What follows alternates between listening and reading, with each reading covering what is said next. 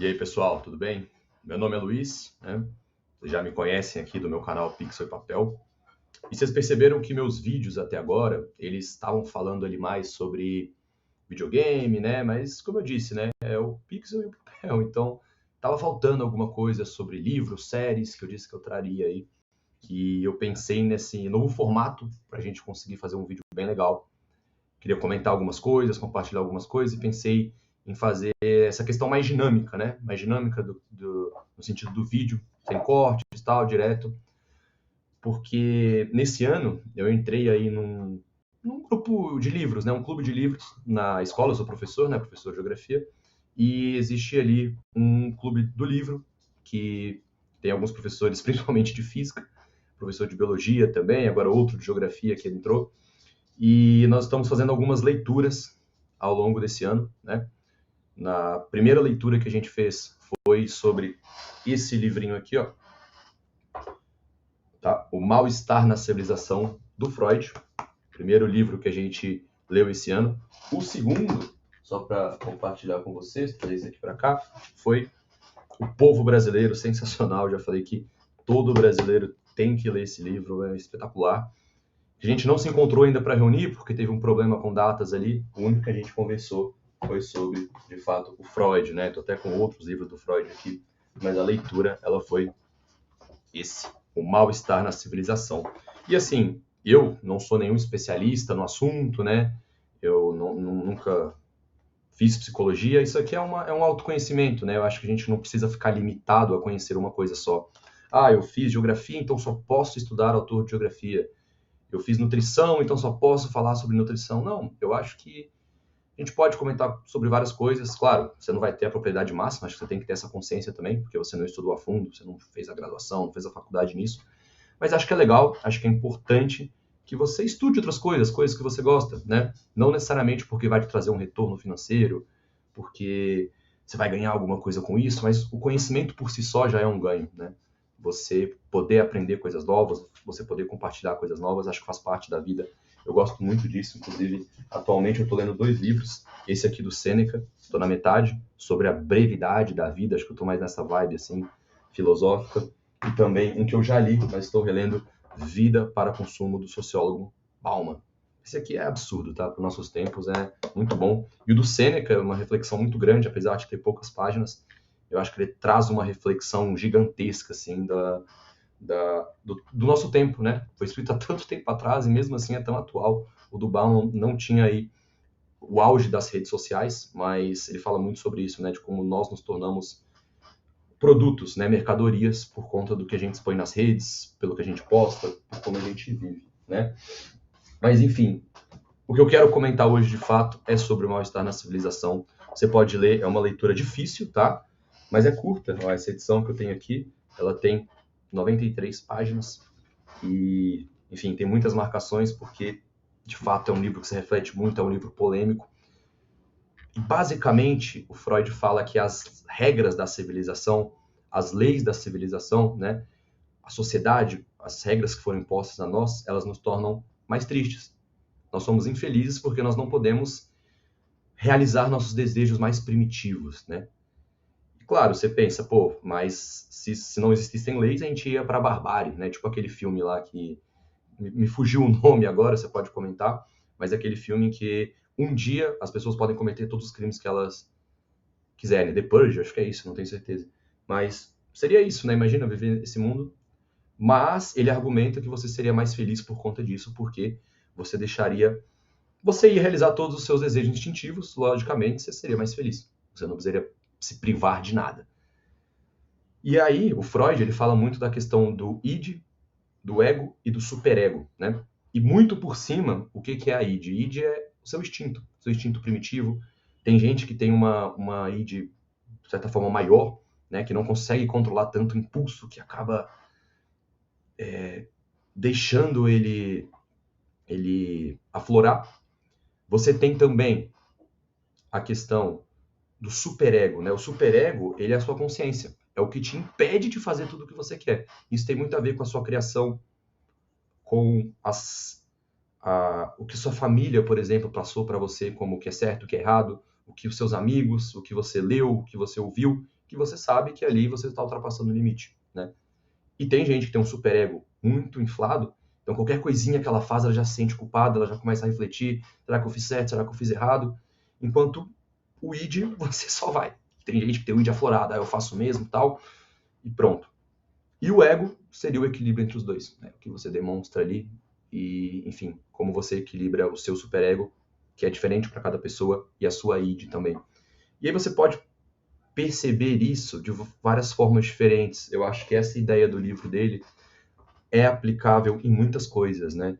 Eu estava assistindo o Big Brother. É meio difícil acompanhar o Big Brother porque começa muito tarde, eu acordo muito cedo, né? Vida de professor, pô, 5h30, 6 horas estou acordando. E eu prefiro ir deitar umas 10, tal, 10h30. Mas você consegue ver muito isso, né? Porque as pessoas, elas entram ali com uma ideia do que elas vão fazer, o que elas vão planejar. Você tem lá muita gente falando da Sarah, do Cowboy, que são caras que estão tentando não ser os... Eles saíram como vilões, né? Então eles estão entrando ali para mostrar que eles têm outro lado. Então, pô, eles já vieram com isso na mente. Só que aos poucos você vai mostrando quem você é mesmo, né? A sua id vai tomando conta e você até esquece que está sendo filmado. Então a gente teve o caso lá da Sol, por exemplo, que agrediu a Ana Paula. E ali a gente vê a id talvez no seu auge ali, né? Ela teve um descontrole momentâneo, estavam provocando ela foi gritando e empurrou ela. Acho que foi um BBB marcado por agressões, inclusive, né? Nós tivemos outras, o Capetinha, a mesma coisa com o Breno, ele vai pôr a mão na cara dele e tal, e é expulso. Então é muito interessante ver muita gente fala, pô, mas tá falando de uma coisa supérflua aí, você tá acompanhando o Big Brother e tal.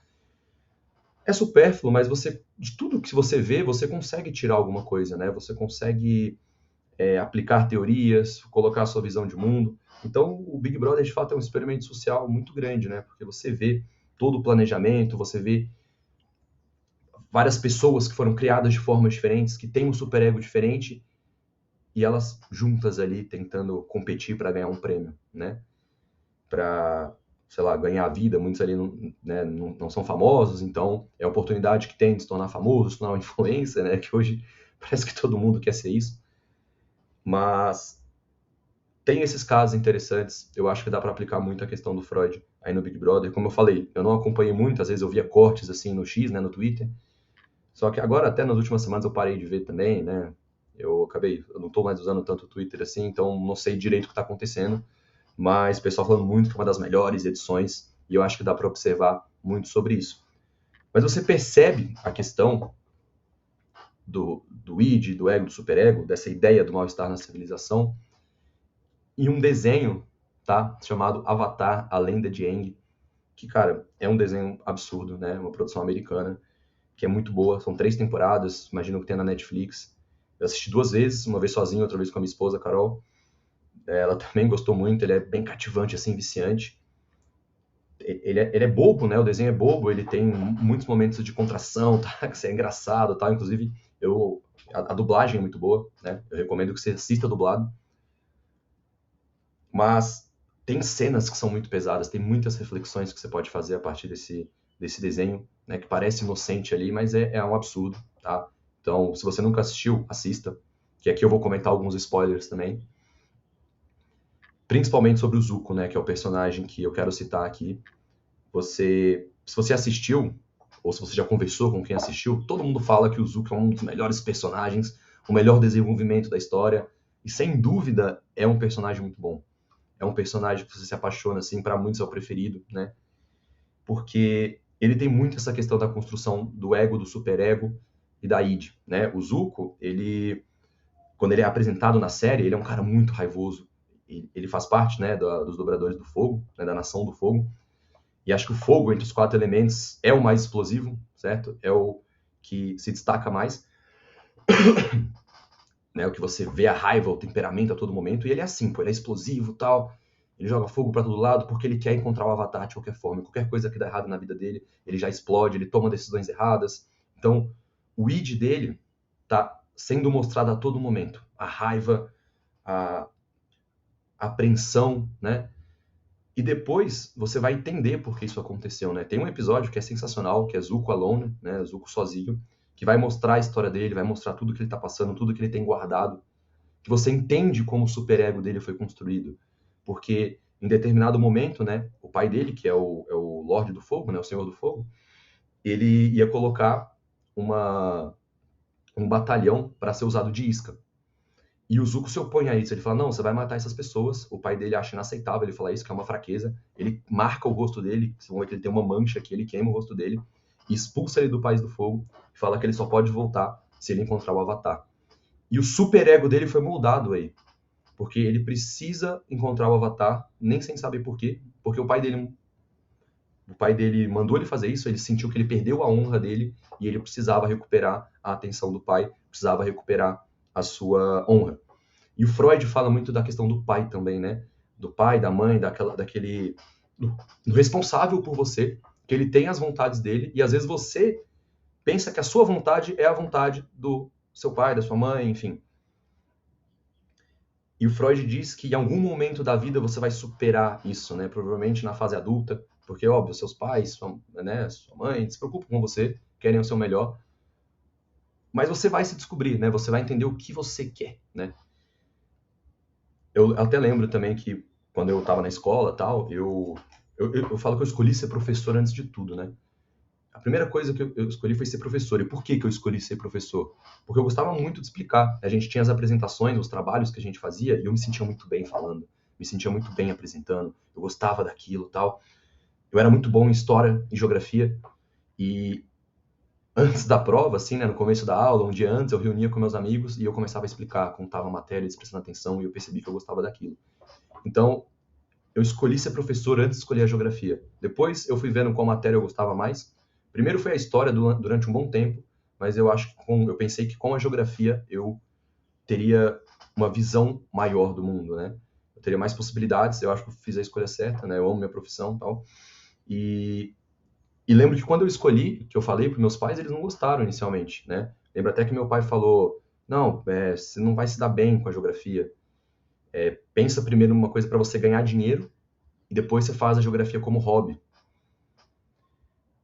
E, e aquilo até, na época, eu acho que eu estava tão ficcionado em fazer isso que eu nem liguei tanto, né? Eu entendi o conselho, eu entendo que ele falou isso pelo meu bem, porque a gente sabe que o professor no Brasil, ele é deixado de lado, o professor do Brasil, no geral, não ganha muito, não ganha bem, ele, ele sofre, né, de certa forma, na sala de aula.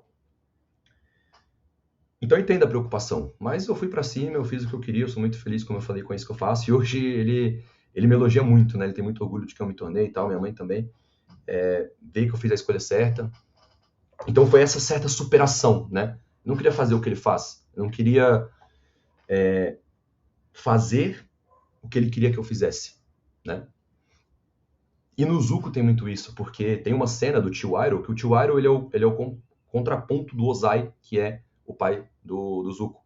Ele tá acompanhando ele durante toda a jornada, né? O Iroh tá acompanhando o Zuko durante toda a jornada, e tem um momento que ele fala, ó, você tem que começar a pensar qual é o seu propósito, e não o propósito que querem que seja o seu, que seu pai quer que seja. Seu pai tem um propósito para você, mas você tem que ter o seu. É o que o Iroh fala ali pro Zuko. E ele começa a refletir, né? Porque é um momento que o Zuko quase morre, né? Ele tenta capturar o Avatar, ele vai para uma área congelada e ele iria morrer, mas o próprio Avatar e os amigos dele salvam o Zuko. Então ele fala, eles te salvaram, você ia congelar até a morte. E o Zuko fala, não, eu tô seguindo o meu caminho, eu sei o que eu quero, tal. E ele começa uma reflexão, né? Ele começa uma reflexão em cima disso. Começa a pensar sobre a vida dele e você vê a transformação desse personagem, ele passando pela raiva, ele sentindo a amargura, porque vai ter um momento que ele vai trair o tio dele, né? Ele poderia se juntar ao Avatar, ele prefere voltar ali à Nação do Fogo, porque ele é influenciado pela irmã dele, pela Azula. E ele recupera ali o prestígio do pai dele e ele fala: eu nunca tive tanta raiva. Eu tô aqui com a Azula, minha irmã, eu tô com meu pai, eu tô na Nação do Fogo, mas eu tô mais nervoso do que nunca. E ele vai começar a refletir sobre isso, né? Ele tem uns monólogos que são muito bons. E ele se arrepende, né? Do que ele estava ali. Então a gente tem a criação do ego, né? Dele. Ele vai começar a mediar a id e o superego, que o Freud fala muito. E ele volta. Para mim, a cena mais bonita de Avatar, né? Quando ele volta ali para. Ele tá muito apreensivo porque ele vai reencontrar o tio dele, né? E ele traiu o tio dele, ele abandonou o tio dele e ele fica pensando, pô, ele não vai me aceitar de volta. Então ele entra na cabana assim, chorando, ele fala, me desculpa, tio, por tudo que eu fiz. Eu sei que eu não deveria ter feito isso, tal, falando, o tio dele vai e abraça ele. Os dois chorando. Aí ele para assim, o Zuko, né? Ele fala, como assim você tá me abraçando? Depois de tudo que eu fiz, tal, não sei o que, eu pensei que você nunca ia me perdoar. E o tio dele perdoa ele, né? E fala que ele estava perdido, mas ele se reencontrou. Então é muito bonito. E no final ele vai ajudar o Avatar, né? Ele percebe que o pai dele é um tirano, né? Nesse caso. Ele percebe que a Nação do Fogo tá errada. E ele vai ajudar o Avatar a encontrar ali de novo o equilíbrio, né? O equilíbrio entre os 4 elementos. É sensacional, é uma história muito boa, muito bonita, né? Uma evolução de personagem muito legal e o desenho no geral é muito bom, muito engraçado, tem várias reflexões, o Zuko é um personagem fenomenal. E eu fui pesquisar, não tem nenhuma referência, os criadores não pensaram em Freud nem nada disso quando criaram o Zuko. Só que o Freud percebeu isso observando as pessoas, e o Zuko é uma pessoa, é um personagem que é uma pessoa. Então você vê em vários casos, você tem o Big Brother, eu citei o Zuko, você tem vários personagens, o Anakin, né, em Star Wars, o Sasuke em Naruto. Você pode até estar pensando em alguns outros personagens que têm isso, né, essa evolução, essa redenção, que era um cara muito nervoso, tá, muito agitado, e aí ele vai começando a entender, de fato, vai mudando o superego. E acho que essa era a reflexão que eu queria trazer. Você pode observar isso em vários momentos. É um livro que eu recomendo, né, para você ler. Falar, mas eu acho que eu não tenho maturidade para esse livro. Mas leia, tá? Eu li vários livros quando eu era adolescente que eu não tinha maturidade para ler. E quando eu fui reler, você tem uma nova percepção. Acho que é importante a leitura. Eu estou tentando ler mais esse ano, né? Ano passado eu li muito pouco. Estou tentando ficar um pouco mais afastado das redes sociais recentemente. Depois eu posso contar um pouco como está sendo essa experiência também. Tentando focar em outras coisas, no meu livro, né? Aquela pilha ali, ó, são algumas edições que eu tenho do meu livro aqui ainda, né? O primeiro. Pretendo lançar, estou escrevendo o segundo agora, mas está sendo um processo complicado. Posso contar aqui para vocês também como está sendo. Se vocês se interessarem por esse tipo de vídeo, né? Bom, espero que vocês tenham gostado aí. Vou continuar nas minhas leituras. E a gente vai se falando. Um abraço.